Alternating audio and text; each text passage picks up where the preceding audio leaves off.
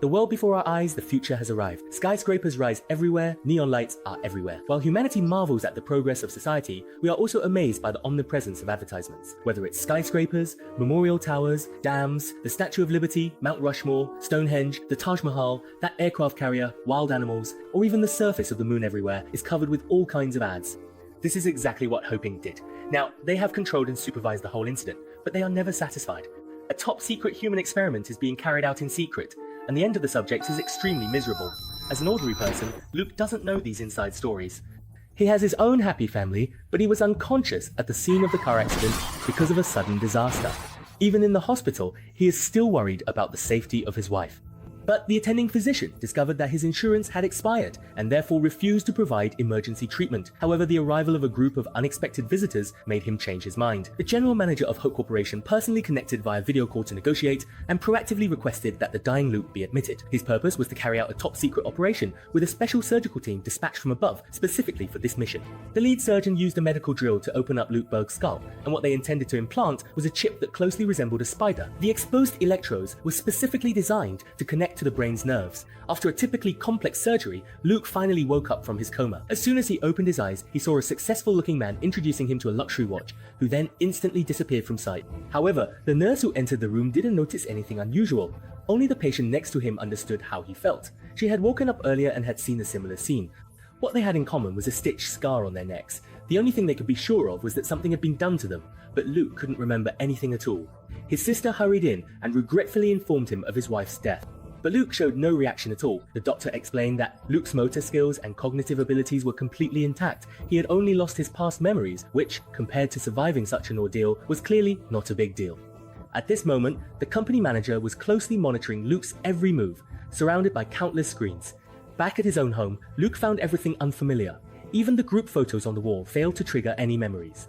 It was only then that he realized he had once served in the Special Forces. Lost in confusion, a strange woman suddenly appeared in his home, muttering as she introduced the whiskey in her hand, and then vanished into thin air once again. Startled, Luke rushed outside in a panic, unaware that he was already being secretly watched by two different groups. At that moment, a doctor on his way home from work was suddenly grabbed by Luke. The doctor, agitated, demanded to know what Luke had done to him. As soon as the doctor mentioned the control chip, a violent wave of electromagnetic signals overwhelmed the tourist's brain, causing him to collapse to the ground in agony, clutching his head in pain. At that moment, his fellow patient also arrived. He had intended to do the same thing as Luke, but unexpectedly stumbled upon this scene. There was no doubt now they had all become the company's guinea pigs, and what they were being made to offer up was the space inside their own brains. They were even given tips on how to eliminate the hallucinations. No matter if it was buying a stone or something else, as long as you owned that product, the corresponding advertisement would disappear. Skeptical but curious, Luke grabbed a trash can and smashed the glass. As soon as he put on the watch, the patrolling police were drawn over by the alarm. Luke's mind was once again racked by excruciating turbulence. But this time, the radio waves didn't persist. Instead, they were replaced by subtitles in front of his eyes. The message informed him that the police officer's gun wasn't cocked. With two voices arguing in his mind, Luke turned and ran, successfully escaping as expected. However, backup police had already arrived amidst the chaos at the scene. Arrows kept appearing before his eyes, leading him into danger, and just as he was about to escape safely, the connection was suddenly cut off. And the masterminds behind all of this were that young man and woman. At the same time, the company also received an error report from the test subject. Just as the system was about to activate the self-destruct mechanism to prevent any secrets from leaking, the termination command was interrupted. With the risk unresolved, the company sent their mercenary Rick to handle the situation. Meanwhile, Luke, once again jolted awake by an advertisement, was already used to it. Just as he was about to answer the door, he was once again stopped by the subtitles in front of him. The next second, the image of the assassin outside the door appeared right before his eyes. When the assassin broke in, he was met only by Luke, who was already lying in wait. As a former Special Forces soldier, he was undoubtedly an extremely formidable fighter. He took out the two assassins, front and back, in an instant. As more assassins poured in, the subtitles directed him to escape to the street via the fire escape. A young mother walking toward him was suddenly marked by a crosshair, but fortunately, Luke reacted quickly. He struck first, taking out the threat, and following the subtitles' guidance, dealt with the assassin behind him. He then rushed onto a white van, leaving the remaining assassins helplessly watching as the bulletproof vehicle drove away. Having encountered this cheat-like technology for the first time, Luke was furious. This was something he never could have anticipated. Today, we have already developed this kind of technology and applied it to smart glasses. Through the dual interaction of VR and AR, in addition to traditional audio-visual functions, it also supports gesture controls and can even provide provide real-time translation of various languages, displaying subtitles directly on the glasses. It perfectly enables rational cross-language communication. The chip implanted in this film could be described as nothing if not persistent. Looking at the complex computer screens inside the compartment, Luke was completely confused. It turned out that the two people in front of him were the mysterious individuals who had been secretly helping him all along. Their names were Xiao Hong and Xiao Lai, and they brought Luke to the organization's secret base. The leader, Haya, immediately stepped forward to greet him warmly. He introduced Luke to the team's superbrain, Keyboard. Keyboard had once worked for the company, but as soon as he discovered the evil behind it, he chose to fight back. The Shinua virus he implanted in the system nearly destroyed the entire company, but after his plan failed, he suffered brutal retaliation and ended up in his current state. Even the mother who called the police was brutally assassinated. It was also Keyboard who hacked into the chip in Luke's brain, preventing her from being killed in the explosion. As for Heya, he is her father. Now, the company is attempting to forcibly seize massive funds through the chip and get involved in the war that the country is embroiled in. Not only do they want to control capital, but also the government, and Luke is currently the organization's most formidable warrior. His illustrious military career is a testament to his strength. As a reward, Heya promised to help him recover his lost memories. But words alone are not enough. The Keyboard immediately uploaded the relevant information to Luke's chip. It turned out that both the car accident and the lapse in medical insurance were orchestrated behind the scenes by the company. In addition, scenes from his past experiences began to play out before Luke's eyes. Although he was moved by those fragments of happiness, he still couldn't recall them. He was struck by the beauty and gentleness of his beloved, and grieved over the loss of his pregnant wife. But all those emotions turned into pure anger when he saw the truth that his beloved had died from suffocation at the hands of another. Overcome with rage, Luke immediately wanted to go after the killer. As the price for finding the real culprit, Heya required access to Luke's vision and hearing in order to collect information to bring back to the company. The first step of this plan was to start with a successful man from the advertisement. At that moment, he was filming a new commercial. With the help of the Keyboard, Luke successfully snuck into the studio. After finally seeing the man in person, Luke had his chance for revenge. But his real target wasn't the man himself, it was the company's marketing director. Unexpectedly, the director called the police in the chaos, so Luke had to act quickly and drag the marketing director into the car. From him, Luke learned that as many as 660 victims had been forced to participate in the experiment. Even more importantly, he revealed the name of the real culprit. After dumping him in the slums halfway, Luke immediately set out for Rick's house. Although he still couldn't remember his wife, the anger inside him had never faded. With the help of the Keyboard and the unpatched black mirror, he quickly pinpointed Rick's address. Using footage of previous company visitors, he tricked Rick, who, thinking he was about to see an old friend again, soon figured out the real reason for the visit. But he also knew that Luke had already lost all his memories, because it was he himself who had personally selected Luke for the company's experimental personnel list. Although Luke, who had a family, did not meet the selection criteria, Rick had his reasons for doing so. Back when the two of them served together in the war, Luke had righteously reported Rick for smuggling weapons. While he was imprisoned, he would grit his teeth in anger every time he thought of Luke's happy life. Fortunately, the company bailed him out specifically to carry out covert operations, and all of this was his revenge. As Luke was about to raise his gun after hearing this, he was suddenly interrupted by a surge of electricity that came out of nowhere.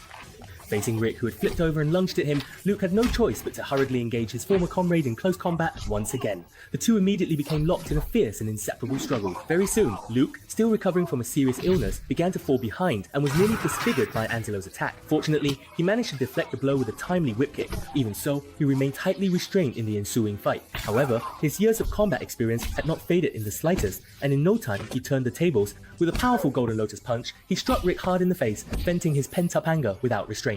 Taking advantage of the situation, Hal directed Arrow to disable the room's automatic defense system. As soon as Luke received the alert, he immediately gave a warning. This time, Rick was out of tricks. Being clever, he instantly realized that the company had abandoned him as a pawn just to lure Luke in. At the same time, Keyboard detected a large military force rushing toward the building. Facing Rick, who had lost all ability to resist, Luke suddenly decided not to finish him off. However, Rick still ended up dying at the hands of the image supervisor. Outnumbered and outmatched, Luke had no choice but to surrender. Witnessing this, Hal could only give the order to retreat with a sense of helplessness. He trusted that Luke would never betray them, but he was also well aware of the company's cunning and treachery. When Luke regained consciousness, he saw only a familiar fellow patient in front of him. The other man claimed that he too had received help from a chip hacker, except his helper was from China. Luke also revealed the location of his own organization to him.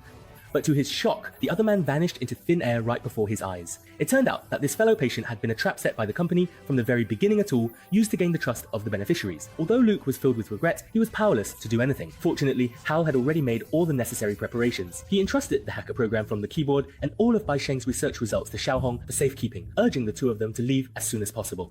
Because the keyboard couldn't be moved, the father chose to stay behind to accompany it. When a large number of troops arrived at the scene, all the data on the keyboard had already been deleted. However, Hal still couldn't bring himself to remove his son's oxygen tube. The unborn child typed out his farewell with his own hands. In the end, Hal also died without regrets. Seizing the moment, he pulled out the tube and both father and son perished together. The programmers immediately began trying to recover the data, but all they found was the farewell left by the keyboard. A complete and utter explosion was his best parting gift. Meanwhile, Luke finally came face to face with the mastermind behind it all. The manager's original intention was to make all women into chip users, but Luke got caught up in the testing. Since that's the case, let you experience the power of the xenovirus as well. Countless ads then began to multiply exponentially, playing in rapid succession inside Luke's mind. The chaotic and overwhelming information was almost enough to make his head explode. Meanwhile, Xiaohong and Xiaolan had managed to evade the helicopter's pursuit. The two decided to use Keyboard's achievements to help Luke, and after some maneuvering, they managed to contact him again. At that moment, he was about to undergo surgery. Manager wanted to remove the chip to prevent any further harm. The two hurriedly tried to reach Luke through subtitles, but it didn't work. In order to wake him from his numb state of consciousness, Xiaohong immediately played the footage of his wife finding out she was pregnant right in front of his eyes. As a single tear slit down his cheek, Luke immediately regained consciousness. He turned over and took out the guard with one punch, snatched the pistol, and rushed out the door. Upon receiving the alert, numerous guards mobilized at once. Guided by Xiaolan, Luke hid in the control room, and despite being limited by his field of vision, he managed to shoot and kill several guards. Yet he still found himself surrounded on all sides. In this critical moment under Xiaolan's direction, Luke quickly destroyed the light relay, plunging the entire control room into darkness. However, the infrared cameras remained functional, and the various camera feeds merged before his eyes into a single bird's eye view. Luke didn't even need to aim. In the darkness, he became a god of death, hitting his mark with every shot. One after another, Yi Liang and another guard fell to his gun. Taking advantage of the chaos, he broke through the encirclement and reached the consciousness projection room. At that moment, the patient was still boasting to a new recipient, but when he turned around, he saw this armed killer approaching. However, Luke only gave him a slight warning before letting him go and leaving. His real goal was to have the researchers use the system to reveal the truth behind everything to all the test subjects, thus exposing the company's secrets to the public. But just then, the manager suddenly appeared before Luke, declaring that everything they had done was nothing more than a futile struggle. Even if the truth is exposed over time, the company will still remain the largest shareholder in the United States. His figure kept shifting and multiplying, with each apparition raising a gun at Luke. Luke fired several shots but failed to hit the real one. Now, with only a single bullet left, he remained completely calm. Instead, he contacted Xiaolan through the camera and ordered her to activate the infrared camera. In an instant, he locked onto the manager's position and, without even turning around, shot him dead. All the apparitions vanished at once. At the same time, scenes from the past began to reappear before his eyes, and Luke finally remembered everything that had happened, including, of course, the person he loved most. With the crisis resolved, Hope Corporation, though severely weakened, did not collapse. Even more daunting tasks still await Luke and his two companions. But that's alright, since Luke was able to recover his lost past, he will ultimately seize his own future as well. The end.